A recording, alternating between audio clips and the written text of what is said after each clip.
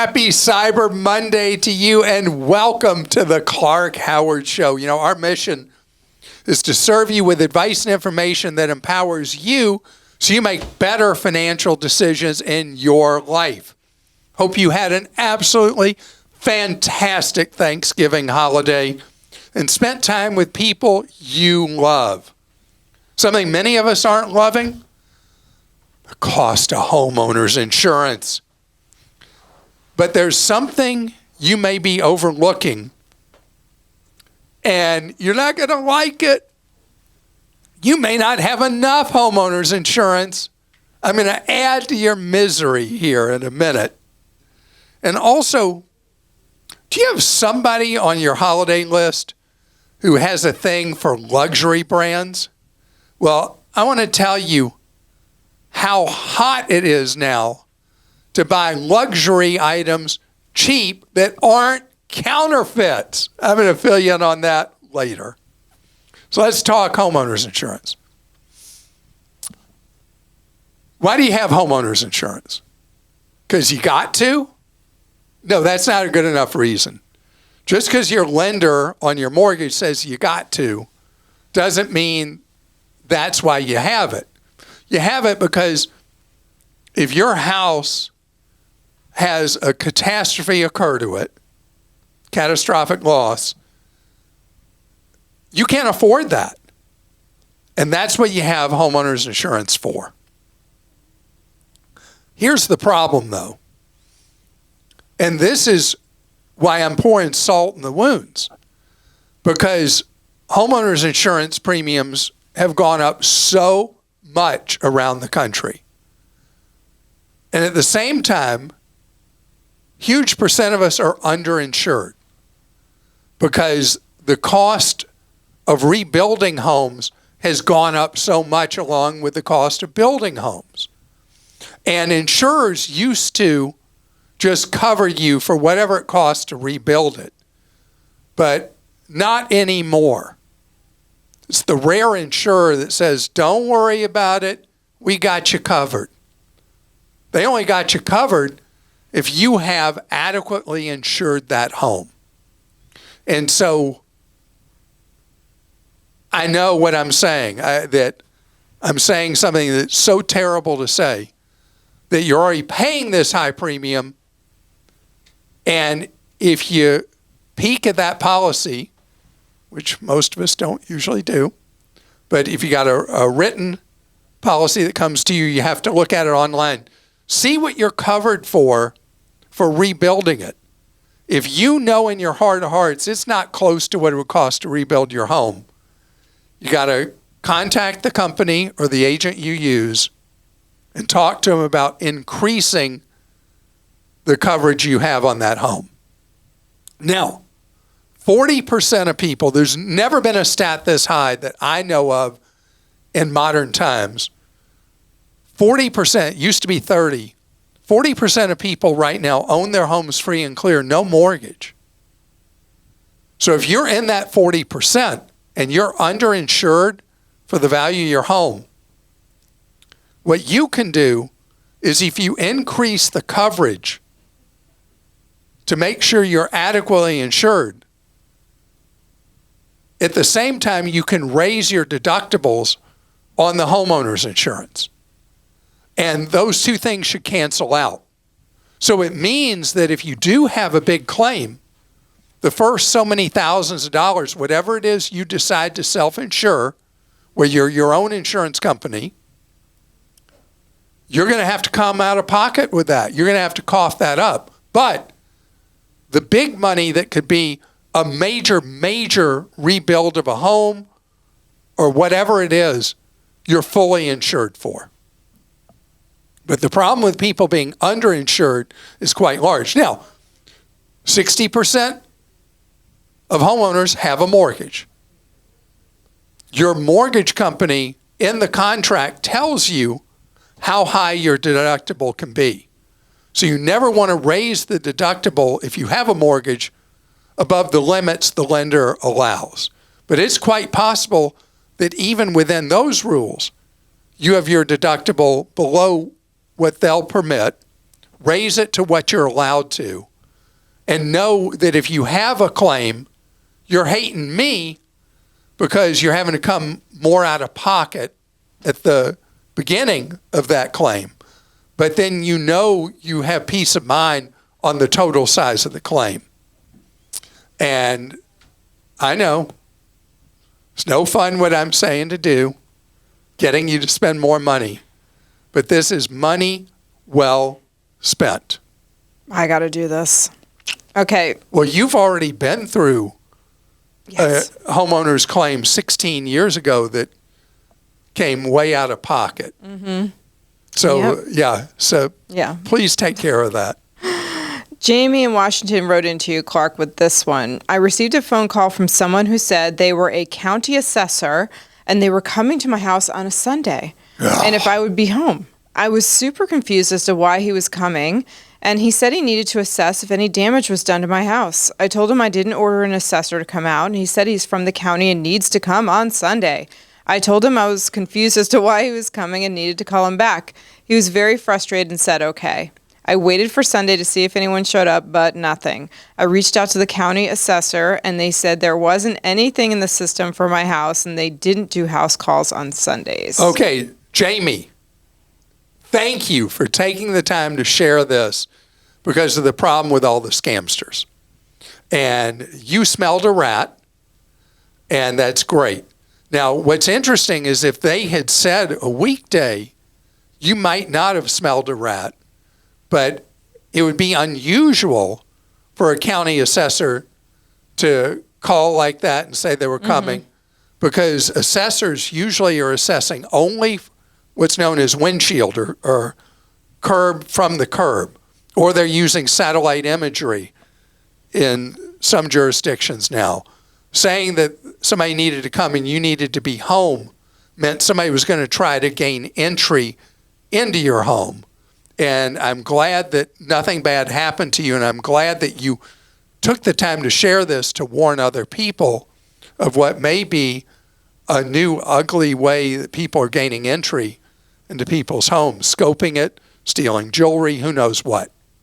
Mark in California says, you keep talking about how great Credit Karma is. I currently get all the credit scores and information for free from all my credit cards. Do I really need to sign up for Credit Karma? And what does it offer that my credit card companies do not offer? Yeah, what a great question. Credit Karma is not as valuable as it used to be because of exactly what you said, starting with Discover years ago.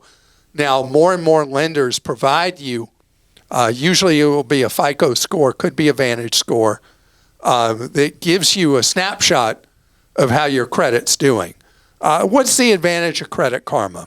I'd say a couple of things. One, if you're trying to boost your credit score, they do a good job of guiding you what things you can do that will raise your score. Second, you have the ability to have access to free credit monitoring with them. But again, they're giving all this stuff for free, including facsimile of 2 of your 3 credit scores from, I forget which bureaus they give you, who they're missing. But anyway, they give you 2 of the 3. And so it's giving you a continuous readout that you could have from the credit card issuers. So it's more a question of, do you want all the information in one place or not? There's not as much urgency to have a Credit Karma account as I think there used to be. Okay, this is from Kristie in Georgia. My 2-year-old has been getting credit card offers in the mail. I haven't had time to freeze his credit yet since it's a more complicated process with mailing important documents to each of the credit bureaus. She wrote that. Are these credit? I said, too. I know. Are these credit card offers I'm receiving for him something I should be very concerned about? And if so, what are the steps I need to immediately check to make sure no credit cards have been opened under his name since he's a minor? I don't think Credit Karma would work for minors, does it? No, the Credit Karma is not going to be of use to you in this case, Kristie. So we ended up with 2 questions in a row hitting credit on Credit Karma. All right. So how could a really young child end up getting credit card offers in the mail? There's an innocent explanation, then one that's not innocent at all. So let's deal with the innocent one. If your 2-year-old has flown a lot with you and you've been booking that child on flights and you're getting credit card solicitations for airline-based credit cards, airline reward cards, then that's just something the credit card companies and airlines do, trying to grab onto new credit card customers. If it's not an airline-based card kind of thing that's coming in, and it's just general credit card offers, then I'm really worried that somebody's engaging in child identity theft, which is very popular with the criminals because you get a new clean slate identity stealing a child's ID information who has no file basically in existence. So if it's not the airline thing and it's just UFO credit card solicitations coming for your 2-year-old, please do the work. And you have to do it 3 times because the credit bureaus are like that. You need to set up child identity freeze for your child with all 3 bureaus. It is a pain and a half because you can't just do it online. You got to submit a lot of documents, and it takes a while, but worth going through the hassle to protect your child's identity. Coming up ahead, if you have someone who loves designer this, designer that, designer the other, and you got them on your nice list, you got to buy them a gift for Christmas, it's gotten a whole lot easier to buy those items cheaper, and I want to talk about it. So I can learn so much from my wife, Lane. And one thing is she dresses so fashionably every time you see her. I mean, she's just, really beautifully dressed and so put together. And I'm just me in my Clarkiform. And you'd look at how Lane dresses any day, and you'd think that she has spent the entire wealth of a country just buying wardrobe. But the reality is, every last item she wears, almost down to the last garment she has, she buys used. And she buys a lot of higher end brands, but buys them, everything she buys used. From accessories, to shoes, to clothes, to jewelry, all used. And this has become, because of the internet, a huge thing. And years ago I talked about the Real, which has gone through a very troubled cycle, now has come out of it doing well again, and has a lot of competitors. Lane is obsessed with a used items reseller called The Refined, which I think is from Seattle. And there are lots of these outfits, and there are so many people who would never consider buying a used item. And that's created this big marketplace for higher end goods geared towards women. And I don't think, unless you know the individual who's on your nice list is somebody who would just be upset that you bought them a used item from one of these used high-end sellers, you could really get them something really nice at a fraction of the cost of what it is new. I mean, think about what happens with luxury automobiles. The people who buy a luxury automobile pay a fortune for it. The second owner of that vehicle benefits from all the depreciation because luxury items generally depreciate at a much faster rate than traditional items. And the same is true in women's fashion. So buying items that are new to you but used because they belong to somebody else is really a smart way to save money. And I can't even tell you how many times Lane will buy from one of the used sellers, and the item comes in, new tags in the garment. That the person who bought it spent a ton for it, never wore it, and then gets for it whatever they can, because even though it was never worn, it has to be sold used. A lot of these sellers have very customer unfriendly policies that you buy an item and it's sold to you not as represented, then you're likely still stuck with a lot of sellers. So you got to know the reputation of the used seller you're buying from. Something else, counterfeits. Counterfeits are a big problem in fashion. And counterfeits are not as present as they used to be. But if you buy from a seller that doesn't guarantee the right to return, if later you discover that an item they've sold you is counterfeit, then you got to know buyer beware. And can you believe that I just talked about high-end fashion? Who has less credibility talking about how to save money on high-end fashion than I do? Well, the person you're closest to in the world, she knows what she's doing. So I think that... So I've learned by osmosis? You have.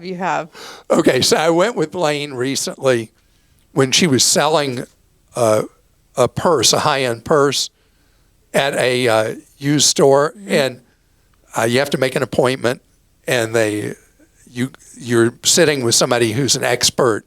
They're specialized in whatever. And the guy was going through the purse like I could not believe, and knew so much about them. I don't get it. I don't understand it. But what was funny was watching Lane and the guy talk back and forth about styles and model numbers and all this stuff. And I'm like, really? Just looks like something you put your stuff in and you carry around if you're a woman. Okay. You're not into that stuff, are you? That designer stuff. I mean, I love clothes, but I don't spend my money elsewhere for sure, and too much of it elsewhere. All right, Brandon in Ohio. Occasionally I do break $10 on clothing items. Certainly not these shirts. These shirts are $8. Those of you who see me on the YouTube show, $8 is more than I'd like to spend on a shirt, but these were $8. But my pants were $11.99. Wow. I know. Double digits. I like Target. I love Marshalls and TJ Maxx. It's kind of fun to kind of go through the racks and find stuff. And I have been hitting some thrift stores lately looking for stuff. It's just harder to, I really struggle going through those racks. Sometimes they're so packed and it's just hard for me to, I'm not like really good like Lane is about like picking out, having just such an eye for things, for diamond in the rough. So she does have that. So I got to tell you a funny thing. So Wall Street Journal does this thing called buy side, where they're trying to make money from recommending that people buy this, that, or the other. And they'll do these things, and I love looking at them knowing I'm never buying anything from anything they recommend. But it'll be like bargain cashmere sweaters for men. And what they consider to be a bargain is at least one extra zero from what I'm used to. And that's the way it is. Anything, the market that the Wall Street Journal is trying to sell to with the buy side, it's people who value money a whole different way than I do. All right. Well, let's go to some questions from the Clarkies. Brandon in Ohio sent this one in and said, my wife worked for a company for roughly 4 years. She left that job and works elsewhere now. Her current job does not offer a 401k. We are planning to move from Ohio to Alaska in 10 months. Should we roll her 401k over into an IRA or cash it out for the move? Ooh. She has over $20,000 in this 401k. Here's some additional info. She's only 29 as of now and will be 30 by the time we move. Okay, so first of all, great news that in her 20s, she has 20 grand Yes. in her 401k. Don't blow it by using that money for the move, because you have to pay 10% penalty plus what's known as ordinary income tax. That's ugly taxation. And so you have the right to leave it at the old employer's 401k. But if it were me, especially with the move to Alaska, I would go ahead and move it from that old employer's 401k into her own IRA with one of my low-cost children, Vanguard, Schwab, or Fidelity, and make sure once the money moves that it's reinvested. A lot of times people do these 401k rollovers into an IRA, and they never get around to investing the money. So very important that go into a target retirement fund for the year closest to when your wife is expecting to retire. I know the temptation's there to spend the money, but really your wife worked so hard in her 20s to save this 20 grand. I want it to be there for her to grow over the years, figuring that it might double in value every 10 years, even never putting another dollar into it, but she does want to put more dollars into it. I want that money to create financial security. And by the way, Brandon, you and your wife are a lot tougher than I am. I love Alaska. I've been many times. I could not do winter in Alaska. Mm-mm. Jason in Michigan says, I really appreciate the show and often learn something I can take action on at least a few times a week. My question is about overfunding a 529 for two purposes. One, to be able to fund a Roth for my kids, ages 6 and 15, and two, to at least in part fund their future generations' educational expenses. Have you seen this in practice, and what are the concerns or pitfalls? Is this an efficient way to pass on some generational wealth? Yeah, actually, Jason, it is a potential strategy. So you put money in the 529, and the money that you put in is more than will be needed for your child's college education. You then can transfer the amount that today is 35 grand into tax-free, into a Roth IRA for your 6-year-old and 15-year-old. And they're able to have a big head start on saving for retirement. And then, yes, you could also change the beneficiary designation to someday having a grandkid and change what's left in the account to benefit of a grandkid. All those things work as you'd like each day. And then the only question I have, you had Brandon from Ohio. This was Jason from Michigan. We got a Ohio State, Michigan rivalry right here. I guess so. Maybe so. No, the Clarkies all get along. All right. Tammy in Oregon. I don't think Ohio State and Michigan fans get along, Krista. I think they do. I don't think so. Go ahead. Tammy in Oregon says, I was at a home show recently and saw a booth selling boxes for streaming TV without monthly subscriptions. A one-time purchase gets you access to 1,000 plus channels. Do you know if these really work, and are they legal? They really work, and no, they are not legal. It's a pirate box. And I'm shocked to know that at a home show, somebody rented a booth to somebody selling pirate boxes. My goodness. Usually these are ordered through sketchy websites. Well, and sometimes, though, they are boxes that just pull in free streaming channels that are available to any of us online already. Like free over-the-top TV channels. Have you seen that? OTTs? Yeah. Well. And so that's not worth the money, because you can just do that with your TV. So we were talking about FAST, free ad-supported television, which is the fastest growing part of streaming. You don't need a box for those. They work right through your smart TV, and there's more and more content available through the FAST services. They're ad-supported. They are legal. These boxes, what I automatically went to I know, 'cause being we a saw a lot pirate of box, because these are used principally for people to be able to steal sports content, to be able to watch sports content and to watch the fancy fighting, the ultimate fighting kind of things that have the very expensive pay-per-views. They may be stealing those through the pirate boxes. So this is not a normal, okay kind of thing. Because, yeah, you can steal programming, but no, it's not legal. So.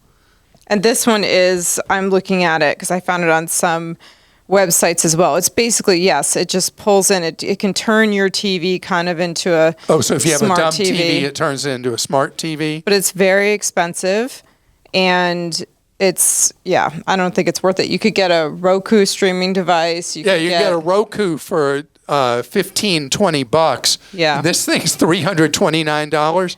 Yeah. I will predict that is used to steal content. Okay. By the way, I'm curious, you were on a major site. Was that a third-party seller, or was that the online seller itself? Third party. Yeah. Mm-hmm. There we go. So it's just like we're talking about the booth at the show.